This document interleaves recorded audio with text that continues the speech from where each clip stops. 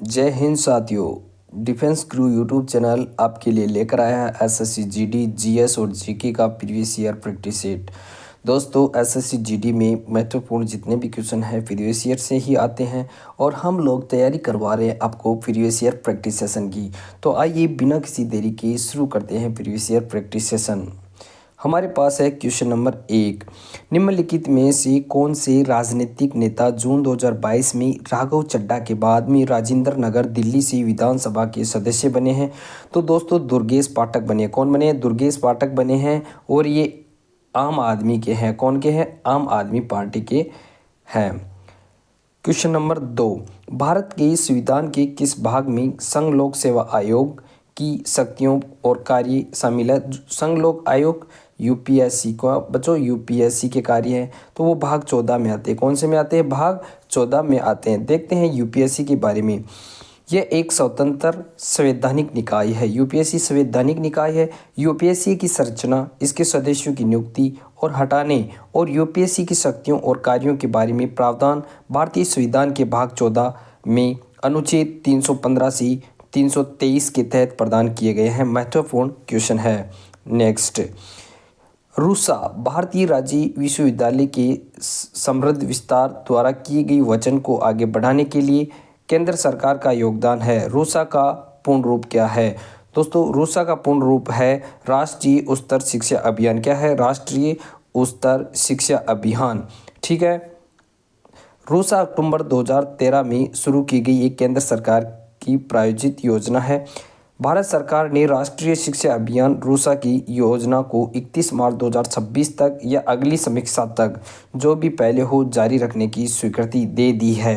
Question number 4।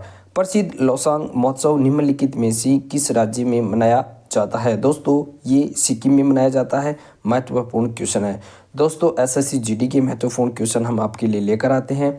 हमारा video आपको सही लग रहा है तो एक बार लाइक कीजिएगा और चैनल को सब्सक्राइब करना ना भूलें। नेक्स्ट, लोसांग भूटिया जनजाति का सिक्किम का नया वर्ष है जो प्रतिवर्ष दिसंबर में मनाया जाता है। Next, question number 5। एशियाई खेल 2018 में कुल कितने खेल या स्पोर्ट थे? मतलब कुल कितने गेम थे? तो कितने गेम थे इसमें? 47 गेम थे। दोस्तों बात कर लेते हैं 2023 में। 2023 में एशियन कितने गेम थे? तो हमारे पास 40 थे। कितने थे? 40 गेम थे 2023 में।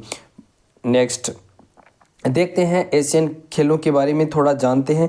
एशियन गेम 2023 के बारे में जानते हैं। 19वीं एशियन खेल 2022 का आयोजन 23 सितंबर से 8 अक्टूबर तक 2023 को हुआ है। कब हुआ है? 23 सितंबर से 8 अक्टूबर 2023 को हुआ है। चीन के होंगजू ओलंपिक स्पोर्ट्स सेंटर स्टेडियम, जिसे बिग लॉट्स भी कहा जाता है, में हुआ है। 20वें एशियाई खेल वर्ष 2027 में जापान में आयोजित किए जाएंगे। ये भी महत्वपूर्ण है। नेक्स्ट, एशियन गेम के बारे में और हॉकी खिलाड़ी पीआर श्रीजेश एथलेटिकों की परेड में भारत के ध्वजावाहक थे। भारत की पुरुष हॉकी टीम ने एशियाई खेलों में स्वर्ण पदक जीता। पहला एशियाई खेल वर्ष 1951 में नई दिल्ली में आयोजित किया गया था। भारत ने अपने एशियाई खेल 2023 अभियान को 107 पदकों की रिकॉर्ड संख्या के साथ समाप्त किया, जिसमें 28 स्वर्ण, 38 रजत और 41 कांस्य पदक जीते। नेक्स्ट क्वेश्चन, चोल काल के दौरान मुवेदवेलन और अरईआर की उपाधियां थी। तो अरईआर की उपाधियां क्या थी दोस्तों? ये धनी भूस्वामियों के लिए उपाधियां दी गई थी। देखते हैं, चोल राजाओं ने कुछ धनी जमींदारों को सम्मान के चिन्ह के रूप में मुर्दवेलन, 3 राजाओं की सेवा करने वाला, 1 वेलन या किसान और अरियर प्रमुख को कहते हैं, आदि जैसी उपाधियां दी और उन्हें केंद्र में राज्य के महत्वपूर्ण पद भी सौंपे। Question number 7। गुरु पंकज चरण दास किस भारतीय शास्त्रीय नृत्य के प्रसिद्ध प्रतिपादक है? तो दोस्तों ये ओडिसी जो हमारा नृत्य है उसके प्रतिपादक है। बात कर लेते हैं, गुरु पंकज चरण दास एक भारतीय शास्त्रीय नर्तक, कोरियोग्राफर और ओडिसी नृत्य के आदि गुरु थे। उन्हें ओडिसी नृत्य के जनक के रूप में भी जाना जाता है।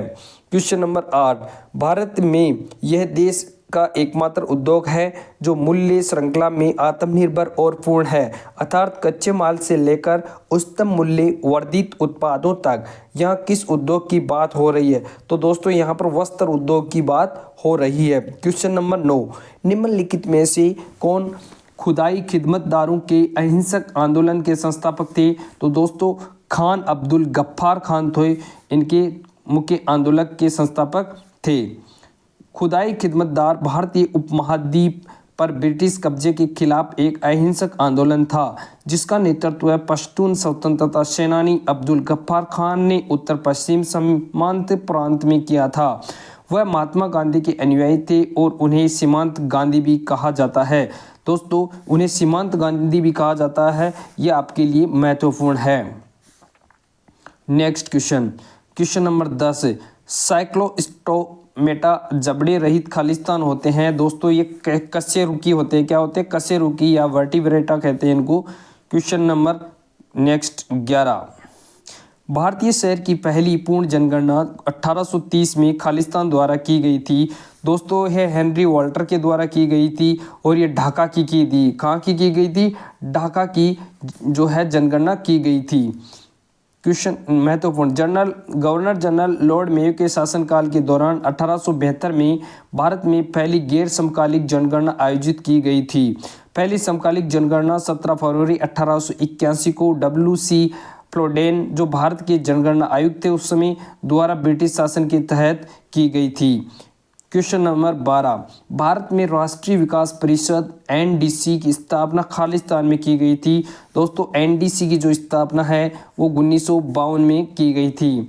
बात करते हैं इसके बारे में, इसकी अध्यक्षता प्रधानमंत्री करते हैं तथा केंद्रीय कैबिनेट मंत्रियों, उप मुख्यमंत्रियों या सभी राज्यों और केंद्र शासित प्रदेशों के प्रतिनिधित्व का गठन करते हैं। नवंबर 2021 में निम्नलिखित में से किस नर्तक को कला में उनके योगदान के लिए पद्मश्री से सम्मानित किया गया है? तो दोस्तों ये मंजमा जोगती को किया गया है। ये जोगती नृत्य हैं उनको किया गया है। क्वेश्चन नंबर 14, जून 2022 में रिसर्च एंड एनालिसिस विंग यानी रो के प्रमुख के रूप में किसका कार्यकाल 1 वर्ष के लिए बढ़ा दिया गया है? तो ये बढ़ा दिया गया हमारे पास में सामंत गोयल का। किसका बढ़ा गया? सामंत गोयल का। क्वेश्चन नंबर 15, व्यक्तिगत प्रायोजिक आय के संदर्भ में निम्नलिखित में से कौन सा सही है? तो दोस्तों व्यक्तिगत प्रायोजिक आय का मतलब हुआ एक घर में कितनी आमदनी है, यानी एक घर की आमदनी जो है उसके बारे में कहा गया है। तो व्यक्तिगत प्रायोजिक आय बराबर होगा व्यक्तिगत आय माइनस व्यक्तिगत कर अदायगी और गैर कर अदायगी, मतलब कंप्लीट जो कर निकालने के बाद में आय बचेगी खर्च करने के लिए वही रहेगी अपने व्यक्तिगत प्रायोजिक आय। बात करते हैं क्वेश्चन नंबर 16 की, निम्नलिखित में से कौन से तत्व की परमाणु त्रिज्या न्यूनतम है? दोस्तों परमाणु त्रिज्या है वो हमारे पास ऑक्सीजन की न्यूनतम है। क्वेश्चन नंबर, इसके बारे में महत्वपूर्ण बातें, जो लिथियम की परमाणु त्रिज्या है वो 152 होती है, बेरिलियम की परमाणु त्रिज्या 111 होती है, ऑक्सीजन की परमाणु त्रिज्या 66 होती है और बोरोन की परमाणु त्रिज्या 68 होती है। महत्वपूर्ण क्वेश्चन था, साइंस के क्वेश्चन भी आते हैं। क्वेश्चन नंबर 17, निम्नलिखित में से किस अंतर्राष्ट्रीय ओलंपिक समिति के सत्र में थॉमस बॉक ओलंपिक एजेंडा 2020+5 पर चर्चा हुई? तो दोस्तों ये हमारे पास वर्चुअली आयोजित 137वें सत्र में हुई थी। कब? 137वें सत्र में। क्वेश्चन नंबर 18, कौन सा जल निकाय भारत को पश्चिम दिशा में घेरता है? मतलब कौन सा जो समुद्र है भारत के पश्चिम में है? तो भारत के पश्चिम में अरब सागर है। कौन सा है बच्चों? अरब सागर है। क्वेश्चन नंबर 19, प्रथम पंचवर्षीय योजना का उद्देश्य क्या था? प्रथम पंचवर्षीय योजना का उद्देश्य था कृषि का विकास करना, क्योंकि जिस चीज की कमी थी उस टाइम उसी का विकास किया गया। क्वेश्चन नंबर 20, भारतीय संविधान में समानता के अधिकार खालिस्तान संबंधी अनुच्छेद है। समानता के समान हमारे पास में 5 अनुच्छेद है, अनुच्छेद 14 से अनुच्छेद 18। दोस्तों अनुच्छेद जो 14 है वो कानून के समक्ष समानता है। अनुच्छेद 15 जो कहता है कि किसी भी व्यक्ति के साथ धर्म, जाति, लिंग, भाषा और जन्म स्थान के आधार पर भेदभाव नहीं किया जाएगा।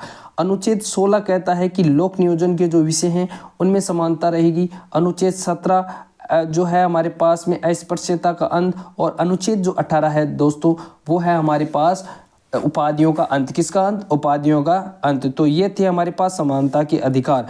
ठीक है, तो दोस्तों ये हुए हमारे आज के 20 क्वेश्चन। उम्मीद करते हैं आपको वीडियो पसंद आया होगा। यदि पसंद आया है तो लाइक कीजिए, सब्सक्राइब कीजिए और कमेंट करना ना भूलें। आपका एक छोटा सा प्यारा सा कमेंट हमारे लिए बहुत महत्वपूर्ण है। तो इस वीडियो में इतना ही, आगे नेक्स्ट फिर मिलेंगे। जय हिंद, जय भारत।